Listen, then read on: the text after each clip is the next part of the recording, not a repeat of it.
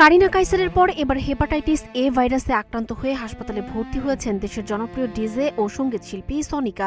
বর্তমানে তিনি রাজধানীর বনানীর একটি বেসরকারি হাসপাতালে চিকিৎসাধীন আছেন।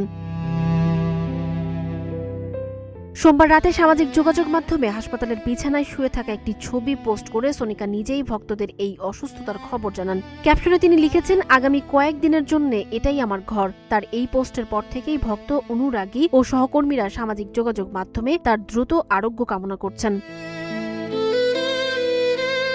ছোট পর্দা থেকে শুরু করে আন্তর্জাতিক মঞ্চ সবখানেই নিজের প্রতিভার স্বাক্ষর রেখেছেন সনিকা।